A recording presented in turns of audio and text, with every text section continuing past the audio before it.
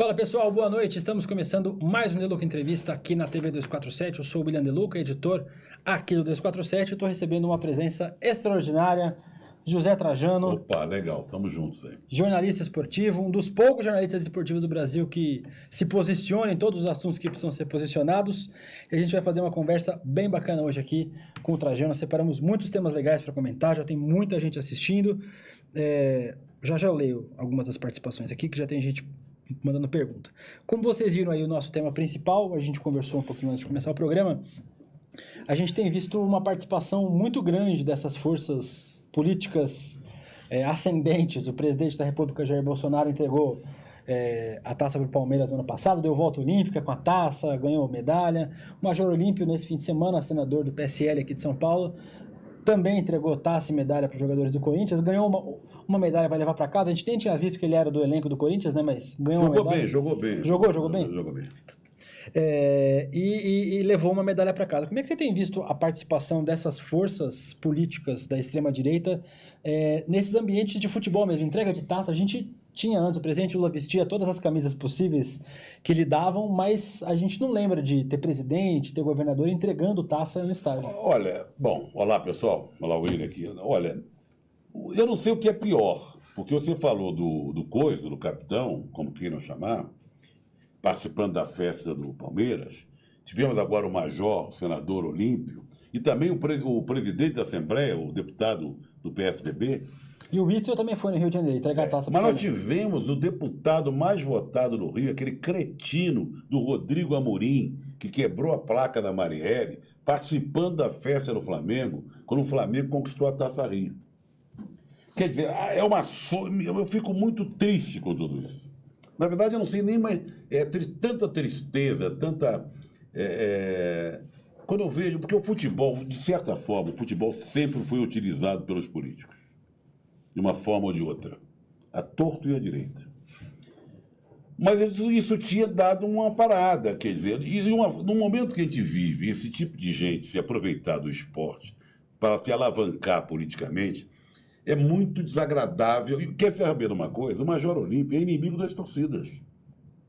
Ele tem um projeto para exterminar as torcidas. Trata eles como criminosos. Exatamente. E agora veja como na hora da política, na hora de conquistar o voto, tudo pode. Ele se aproximou da Mancha Verde, foi a festas, a Mancha Verde que ganhou o Carnaval de São Paulo, foi a festas na quadra e participou da festa do Palmeiras.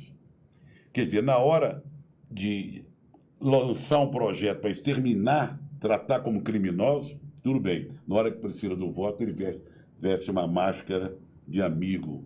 Só porque é palmeirense. E outra coisa, essa é corintiano. Palmeirense é o coisa. Aliás, eu não sei se ele é palmeirense. Ele tem foto com um monte de camisa. Porque até do meu América, eu fiquei indignado. Agora ele colocou ontem uma do Guarani. Então ele gosta de fazer uma média, esse faz uma média diferente também, né? Colocando camisas de vários times diferentes. E geralmente ele coloca umas camisas de times que você não questiona muito. Do meu América, do Guarani. Tem uma do Sampaio Corrêa, tem uma foto com a camisa do Sampaio Corrêa. Não é aquele time, ele não vai botar uma do Corinthians, do Flamengo, né? Mas é desagradável. Eu lamento muito que o futebol seja usado dessa forma. É gente que eu não gosto. Quando ele colocou a camisa do América, eu postei, critiquei, lamentei que a camisa do meu sagrado time, do time que eu torço desde criança, seja usado por um sujeito desse tipo. É uma vergonha, lamento muito. Você era vizinho do América, inclusive, né? Eu fui criado, eu sou tijucano, né? O América assim como o Juventus aqui em São Paulo da Moca, o América era da Tijuca. Quando o América acabou com o seu campo na Tijuca, que é um bairro dali da Zona Norte e tal, perto da Praça da Bandeira e pertinho do Maracanã. A gente saía da Tijuca e ia a pé para o Maracanã. E transferiu o campo primeiro para o Andaraí, que era um bairro vizinho, depois para Baixada Fluminense. Toda aquela ligação tijucana com a América acabou. Uma coisa que o Juventus mantém. A Moca ainda tem a tradição de preservar o Juventus. E virou até um programa aqui em São Paulo. As pessoas e no jogo do Juventus. Dizem, vamos lá, a gente come lá um canole, depois vai comer esfirra, não sei onde, que era comer o tremoço antes do estado da Portuguesa, que acabou. Que não vai mais ser possível, exatamente. Né? Mas você sempre falou, o time que você torcia, sempre se posicionou em relação ao seu time, E isso é uma coisa pouco comum em jornalista esportivo, né? O jornalista esportivo acaba não falando nem que time torce, nem quem vota, que são duas coisas que o jornalista esportivo acaba não falando, meio uma tentativa de ter uma isenção acima da média. Como é que você vê isso dentro do jornalista esportivo? Você já chegou tipo, a criticar esse excesso de isenção uma vez? Deixa eu tentar te explicar. Muita gente acha que eu não sou América, que é um disfarce. Você escolhe um time hoje pequeno, já foi um time muito maior do que é, hoje em dia, já foi várias vezes campeão, mas sempre tem uma torcida pequena. Então, o América não faz mal a ninguém. Então, você disfarça. Fala, você quer nos enganar, você é São Paulo, você é Fluminense. Eu fui Fluminense quando era criança. E não me arrependo de ter virado América. Então, o pessoal acha que é um disfarce. Tem uma desculpa de alguns jornalistas esportivos que vão muito a campo, que têm uma exposição maior, principalmente esse pessoal de televisão, que você vê o rosto, conhece a voz. O pessoal de jornal menos, né? Muito menos. Que a violência é tão grande nos estádios hoje que eles preferem não declinar o time, dizer que time eles torcem, para não sofrer um tipo de represália, um tipo de agressão e tal. É um tipo de desculpa, um tipo... Eu até entendo mais ou menos. O que eu não entendo é a imprensa esportiva ser covarde. É covardar diante do que acontece. Na hora que você falou, o Trajano é um dos poucos, pena que a gente seja poucos, que sejamos poucos. É lamentável que isso aconteça, porque o esporte não é desvinculado do dia a dia das pessoas. Ao contrário daquele pequenininho, baixinho, cretino da Globo, que apresenta o BBB, que diz que esporte e política não tem nada a ver, o que nós estamos vendo com essa pergunta que você fez, com o Major Olímpio, com o Coiso, com o Ricardo Amorim e outros menos votados, é exatamente a união futebol e política. Então, realmente, nós temos poucas pessoas da imprensa esportiva que se manifestam, porque acreditam que o esporte não é uma coisa desvinculada. O esporte faz parte da sociedade, faz parte... o esporte é muito legal. Nós estamos, no caso, especificando o futebol, né? O futebol é a nossa grande paixão, a grande paixão do brasileiro. Parte da nossa cultura. Sabe? Da nossa cultura. E a gente você não viveria sem o Palmeiras, vamos dizer. Dificilmente. E eu sem o América, sabe? E você que está vendo a gente também não viveria sem o seu Corinthians, sem o Flamengo. Que quando o Mauro César Pereira, que é uma figuraça, é um desses que se manifesta. Apanha muito por isso, inclusive. Briga, ele é meio louco, porque ele entra em todas as redes sociais, bloqueia, sei lá o quê, pá. Mas ele é um sujeito sério. E diz que o futebol é a melhor invenção do homem. Eu acho um pouco de exagero, mas eu incluo uma das melhores invenções do homem, vamos dizer assim. Uma das grandes invenções da humanidade. Quero aproveitar, tem um monte de gente aqui comentando, uma audiência bem bacana. Vou ler só algumas pessoas que estão comentando, não vou conseguir ler comentário porque tem muita gente. O Nelson Júnior, o Baldo Sanches, Eloy Menezes, Cláudio Oliveira, Yara Jamal. Yara Jamal falando, ainda bem que sou Corinthians, todo mundo tem seus defeitos, Yara, a gente respeita todo mundo. O pessoal da técnica é toda corintiana, eu amo eles do fundo do meu coração. O Alexandre Gasparotti, que é palestrino como eu, Luciano Escobar, quem assiste o programa sempre também, a Josi Negreiros, o Luciano, a Sônia Mourão, Elizabeth Oliveira, pedindo para vocês se inscreverem no canal, clicarem no sininho para receber as notificações. Quem puder ajudar, seja membro do canal, tem um quadradinho azul aqui embaixo, só clicar, você vira membro, tem acesso aos nossos emojis personalizados, tem acesso às nossas reuniões de pauta, e quem puder ajudar ainda mais, brasil247.com.br/apoio, vire um assinante solidário, a gente só existe neste canal de mídia contra-hegemônica, graças à colaboração de vocês. Também se inscrevam no canal do Trajano. Tem o Trajano, você vai no catarse.me/Trajano. E o pessoal que contribui nos coloca de pé, né? Agradeço muito ao pessoal. Já aproveita, já vira assinante solidário aqui e... Aqui e lá. E lá. Aqui é dobradinha. Exatamente. Um monte de gente comentando aqui, depois eu leio mais alguma coisa. Quero um autógrafo do Trajano e do Juca. Vocês podem me ajudar, Urias Oliveira? Eu vou ver se for terminar o programa aqui. Eu sou casado com o Juca, eu não sou, não. Mas sou muito amigo dele. Vocês estão na dupla? Vamos falar um pouquinho também sobre política aqui. Tem muita gente comentando, vamos falar sobre política, vamos falar sobre Lula, vamos falar sobre política, vamos falar sobre o Lula também. Mas eu quero falar um pouquinho mais de futebol, já que a gente está falando sobre isso. Como é que você avalia a situação do futebol brasileiro hoje? A gente tem um presidente preso, da CBF, um presidente que é cassado, a gente tem um presidente que não podia sair do Brasil, e nisso o futebol brasileiro tem tido resultados muito abaixo do que vinha tendo nas décadas anteriores. Como é que você analisa esse nosso atual momento, pós 7-1? Bom, a maracutaia vem de longe, né? Vem do Avelange. O Avelange era tido e havido como sujeito austero, sério, grande brasileiro, apesar de ser belga, né? O nome dele é Jean-Marie Godefroy de Avelange. Eu acho que tem mais uma coisa aí no meio. Na época do Avelange, até o Brasil era um país vencedor no futebol, na época de Pelé e Garrincha juntos e tal. Mas a roubalheira começou ali, inclusive, principalmente quando ele foi para a FIFA. E ele colocou na CBF o seu genro na época, que é o Ricardo Teixeira, famigerado Ricardo Teixeira. Aliás, não só você deve perguntar onde anda o Queiroz, onde anda o ex-capitão Adriano, a gente pode perguntar onde anda o Ricardo Teixeira. Desapareceu, né? Né? Desapareceu para não ser preso também. E aí a CBF começou a ser comandada por essa ratatouille comandada pelo Ricardo Teixeira, depois veio o Marinho, porque o Ricardo Teixeira se escafedeu, depois do Marinho veio o Marco Polo Del Nero, que também se escafedeu e agora colocou o tal de caboclo. Não é o caboclo mamador, é o caboclo sem ser mamador. O caboclo é um homem do Del Nero. Como o Del Nero foi alijado do esporte, a FIFA alijou o Del Nero, ele colocou um homem dele lá. Então o caboclo é marionete do Del Nero. Ou seja, não resolve nada.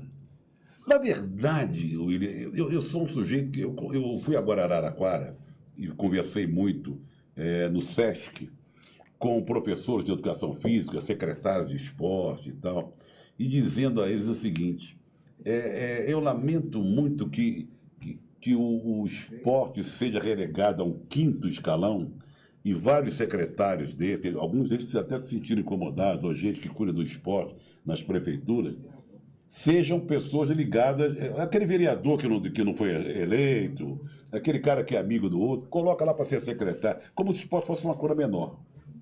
Então a gente tem, tomando conta do esporte, gente de quinto escalão e os clubes, que são coniventes, porque quem elege esse pessoal é o clube, é o presidente do clube.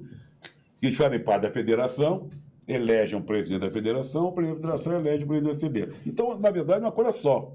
E esse pessoal que frequenta clube, esses grandes clubes, vive no clube, não só porque muitos têm amor ao clube, acho que todos têm, mas é um amor meio doentio, às vezes. Eles ficam fazendo fofoca e política de clube. É a turma da sauna contra a turma do futsal, contra a turma do bar, sei lá o quê, e passam a vida remoendo aquilo, e a vida se basta por ali, que cá entre nós é uma vida muito medíocre.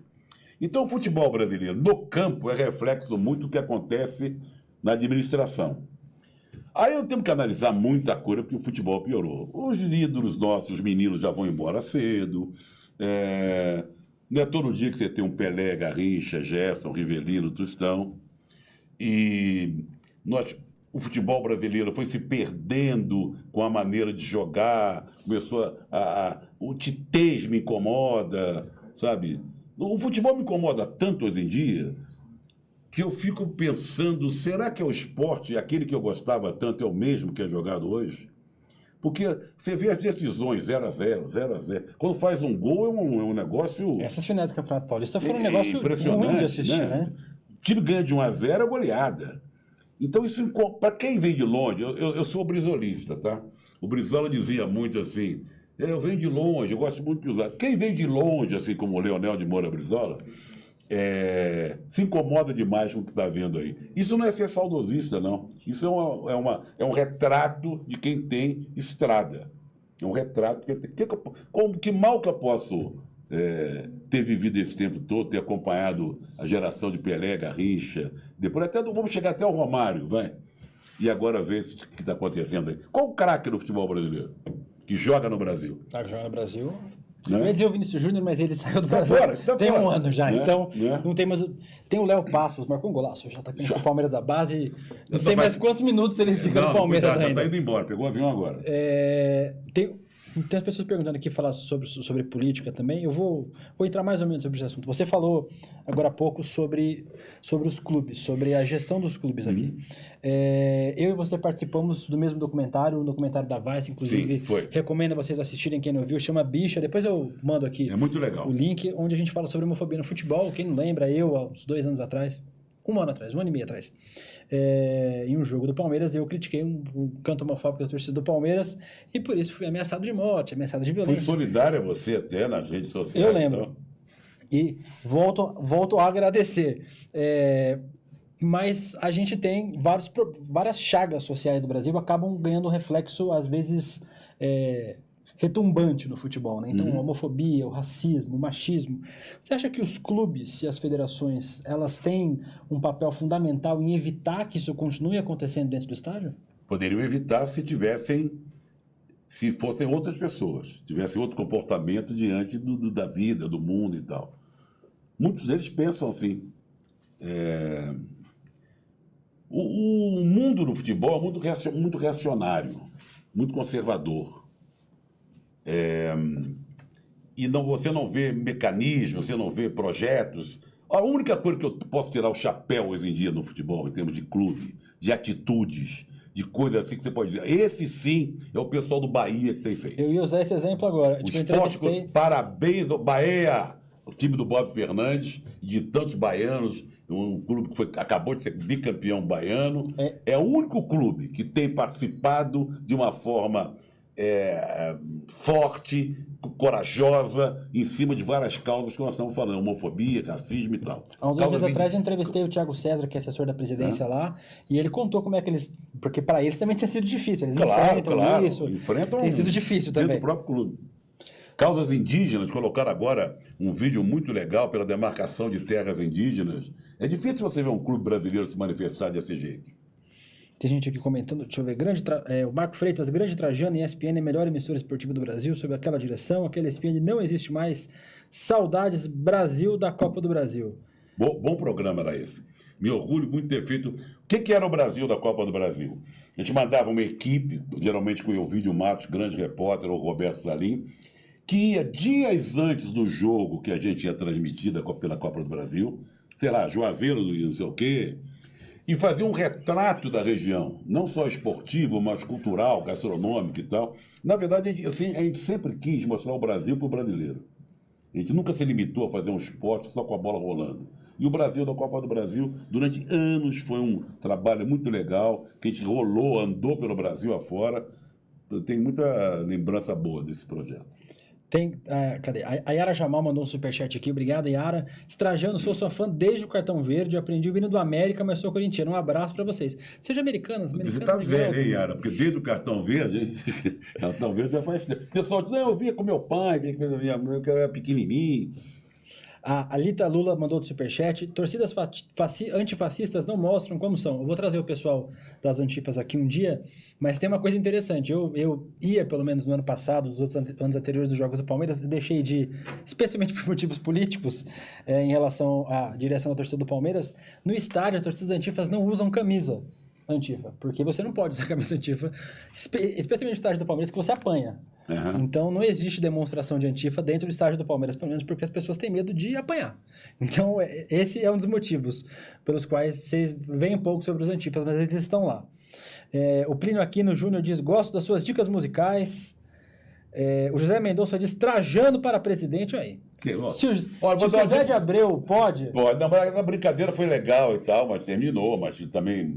apoiei naquela época, mas terminou.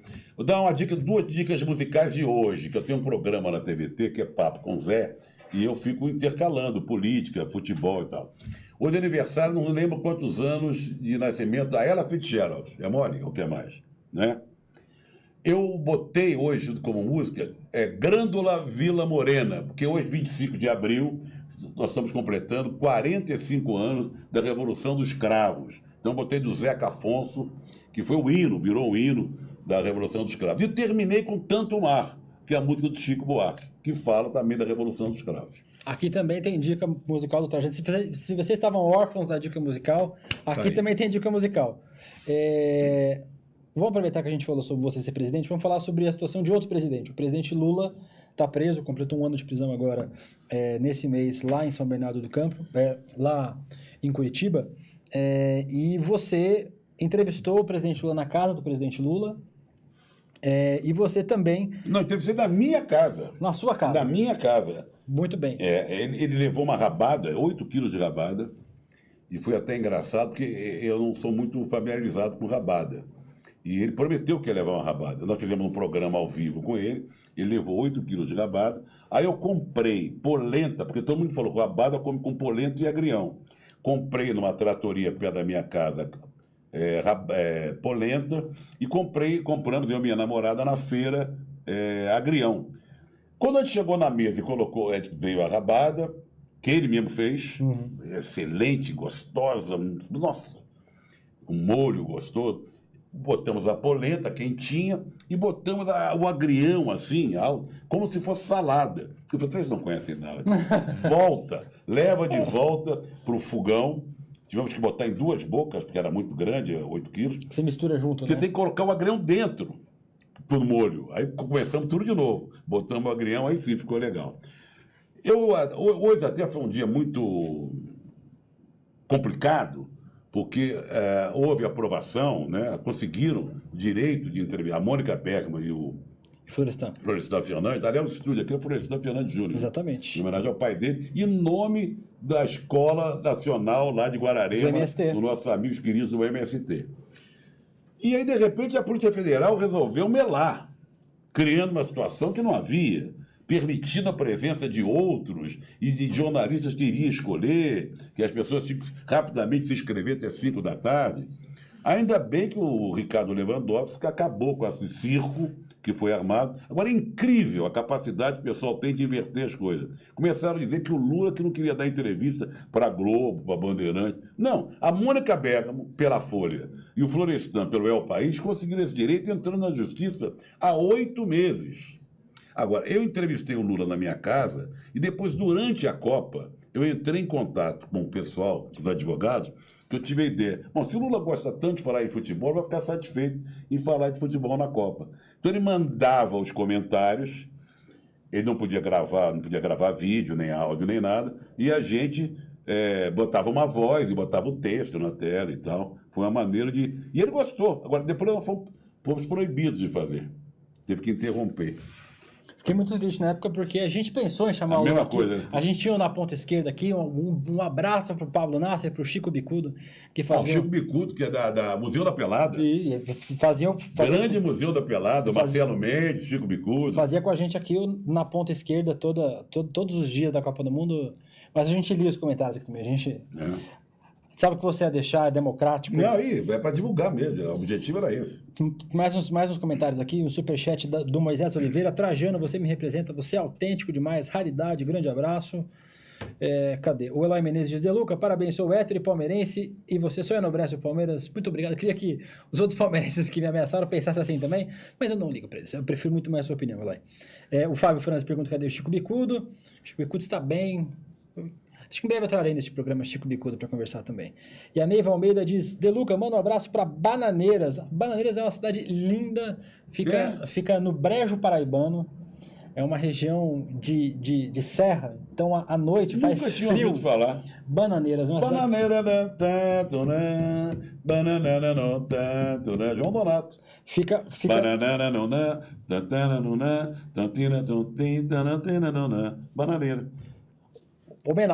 Não só a gente falou de maneira, quando teve homenagem ainda de Trajano, Neiva, para vocês, mas é uma cidade super gostosinha, fica numa serrinha paraibana, faz frio à noite, o que é uma coisa incrível para Paraíba, mas é uma cidade maravilhosa. Um beijo para Bananeiras. Eu morei 5 anos lá na Paraíba. É mesmo? Fiquei 5 anos por lá. Hein? Tive a oportunidade de ir algumas vezes lá para Bananeiras, é uma cidade maravilhosa. Eu te perguntei sobre o presidente Lula exatamente por conta dessa entrevista que você fez com ele, por conta de você ter chamado ele para ser comentarista do seu programa. Como é que você tem visto a situação política do presidente Lula? O presidente Lula preso, impedido de dar entrevista, impedido de ir no velório do irmão, e o juiz que prendeu o Lula ganhando o prêmio de ministro da Justiça do Brasil. Bom, é tudo combinado para dar renda, né? Quer dizer, ele ganhou esse... Na verdade, é claro que o Lula é um preso político, é um preso sem provas, né? E que foi impedido de disputar a eleição, porque se disputasse teria ganho. E há uma perseguição permanente ao presidente Lula, aquela condenação do sítio, que aquela juíza, que é uma seguidora dos passos do atual ministro da Justiça... Fez um copia e cola da decisão, né? Colou, né? Colou e tal. E falou um monte de asneiras, inclusive, colocando como se fossem duas pessoas diferentes, ou uma pessoa só, o dono lá da OAS. Então é uma perseguição permanente. O que aconteceu hoje? Então, tudo certo para dar entrevista, de repente a Polícia Federal se mete no meio para melar, criar uma situação conflituosa. É uma perseguição que vai durar muito tempo, mas eu acho que as pessoas têm que o tempo inteiro pedir Lula livre, há várias manifestações. Estou sabendo de uma que vai ter, você de Belo Horizonte, vai ter domingo numa praça que eu não sei qual é, mas está um movimento muito grande domingo. E tem havido intervenções em shoppings, em rodoviárias, estacionamento. Teve na final agora. Na final do Itaquerão, teve. E São Paulo teve também de novo. Teve. Cadê? O Alexandre Gasparotti pediu para você falar sobre o Pelé, uma figura polêmica do futebol brasileiro, o maior jogador da história, mas falando o Pelé não costuma ir muito bem, né? Eu dei uma entrevista anteontem para um pessoal da Inglaterra que está preparando um filme sobre o Pelé. E o filme é entre 58 e 70. Eles não querem saber depois de 70. Depois. E eu disse que falar de Pelé como jogador, você tem que falar muito do Pelé, mas você não pode ausentar o Garrincha, toda vez que você falar de Pelé. Toda vez que eu falar do Pelé como jogador, eu vou falar do Garrincha. Eu vou explicar a vocês por quê. Pelé começou na seleção brasileira, foi campeão do mundo a primeira vez, em 58, com quem? Com Garrincha. Eles entraram no terceiro jogo contra a União Soviética e a partir daí jamais o Brasil perdeu com os dois em campo. Em 62 ele jogou um pouquinho, se machucou, entrou o Amarildo no lugar dele, o dono da Copa foi o Garrincha. Em 66 ele se machucou, não jogou a Copa praticamente e o Garrincha estava no final da carreira dele.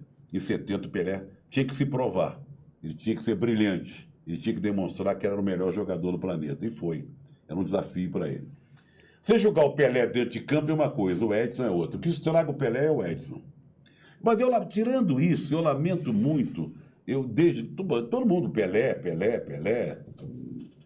A gente sempre, por exemplo, sempre vi o Pelé como um cara que não ia morrer, jamais iria morrer. Eu achei que ou então fosse morrer do coração, assim, mais fortão. Você assistiu o Pelé, o maior jogador de todos os tempos, desvinculando ele de cima do Edson, algumas coisas que ele nunca assumiu, uma luta contra o racismo, contra as injustiças sociais. Mas ele chega de cadeira de roda no aeroporto, com uma mala, é uma coisa meio triste. Então, me incomoda ver o Pelé sofrendo, doente, porque ele tem um problema do quadril, de rim e tal. Essa fortaleza que ele foi. Agora, jogar o Pelé fora do futebol é justo, mas é um pouco de maldade, porque aí nós temos que botar também um grande rol de jogadores também que podiam... Esse babaca desse Neymar é outro. Olha o prestígio que ele tem. Fez videozinho em apoio, né, ao Bolsonaro e o pai dele ter ido de encontro ao Bolsonaro e ao Paulo Guedes para falar da dívida com o fisco. Mas foi uma sequência, né? Porque primeiro ele gravou o videozinho, apoiou o Bolsonaro e o Netanyahu. Estava em Israel. Isso, e aí depois o pai dele foi visitar. Aí foi visitar. Aí dias depois o Bolsonaro sai com a camisa do Neymar, andando de moto lá no Guarujá. Errado, ele não errado de moto. Quer dizer, faz parte, ele vai ser o garoto propaganda desse governo. E o que esse rapaz também se envolve? Né? Ele está preocupado com o problema dos indígenas, a demarcação dos índios, com o racismo, a violência com os jovens da periferia. Não, está fazendo festa. Ele tem todo o direito de fazer festa, gastar o dinheiro, porque se querem pagar, paguem. Além do futebol, é um esporte que é uma lavagem de dinheiro, que é um absurdo o dinheiro que corre no futebol, depois está todo mundo endividado. Mas ele é um idiotinha e não é tão cobrado como o Pelé. Eu lamento muito pelo Pelé e lamento muito mais ainda desse rapaz que é forjado, que é criado, que fez durante a época das redes sociais, desse tipo de comunicação. Um Twitterzinho dele podia modificar muita coisa. A gente estava falando lá embaixo, antes de começar o programa, sobre isso, exatamente porque a gente não tem jogadores hoje, mais jogadores pelo menos, que se posicionem politicamente. Hoje, acho que na Série A do Campeonato Brasileiro, a gente tem o Igor Julião, o jogador do Fluminense. Muito bom, garoto. Que é o único, eu acho, que hoje se posiciona. A gente falou que os jornalistas esportivos não se posicionam, mas a gente tem alguns jogadores que se posicionaram no ano passado em favor do Bolsonaro, né? A gente teve o Danilo do Corinthians, o Felipe Melo. O que jogou no São Paulo, o Diego Souza. Você teve muita gente. Por que você acha que hoje em dia os jogadores têm tanta dificuldade de se posicionar politicamente e os que se posicionam acabam se posicionando em favor de um projeto fascista? Nunca se posicionaram muito, não. Eu não lembro, tirando o Dr. Sócrates, o Casagrande, pessoal da democracia corintiana, eu não lembro. Diz que o Leônidas da Silva votou no Partido Comunista, quando era o maior jogador do Brasil, o Diamante Negro, o Homem Borracha. E na época ele votou no Partido Comunista, na época do Prestes, que eu li. Mas isoladamente. Mas não tem um volume assim que você possa dizer, os jogadores se posicionaram, fulano, não. Você vai para por aqui. Agora, porque a maioria se posicionou sempre, se posicionou do lado oposto ao que a gente imagina que é correto. O que aconteceu agora, que esses jogadores se posicionaram, eles fizeram de uma forma até provocativa, porque o Felipe Melo é um provocador, né? É um provocador. Mas tem todo o direito. Quer saber uma coisa? Eu acho melhor que se posicione, porque aí você sabe o que o cara pensa. Eu acho muito melhor. Você pode não concordar, achar o Felipe Melo, o outro, o Diego Souza, mas é muito melhor se posicionar, mesmo que seja contrário ao que você pensa, que o cara ficar atrás da árvore na moita, e, sabe? Que se posicione. Eu torceria para todo mundo se posicionar a nosso favor, por causas populares. Mas nem ser a nosso favor, pelo menos em favor da democracia. Democracia. Nós somos a favor da democracia. Sim. Não somos a favor de uma está acontecendo no país que a gente não entende direito, que é um regime, não é uma ditadura, mas é uma coisa meio estranha, que é contra os valores importantes, né? A gente não entende essas manifestações. Você vê hoje, por exemplo, nesse café da manhã, ele falou barbaridades, né? Que você pode vir para o Brasil, se quiser transar com uma mulher, tudo bem, as portas estão abertas. Se não for com a mulher, que aqui não é para ter... aqui não é um país do mundo gay, segundo Bolsonaro. Não é país do mundo gay, sabe? Então, eu nem sabia que tinha. Se eu soubesse, eu teria ido. Onde são os países do mundo gay, mas eu não sabia que tinha. Tem um monte de gente falando aqui também sobre outro assunto que a gente precisa tocar. Eu já respondi o Alexandre. O Fabiano Franca diz: Trajano, você é o João Saldanha do século XXI.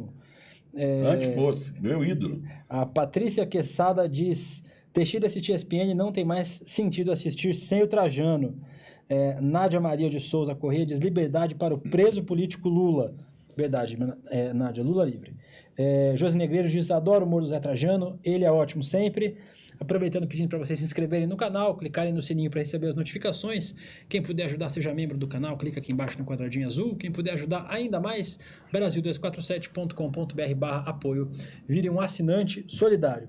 O José Prudente Filho foi uma das pessoas que perguntou aqui, Trajano, sobre os direitos de transmissão no futebol. Tá. Eu estou vendo aqui se tem alguém também, além do que está passando também, compartilhando o Trajano. Tá na sua página.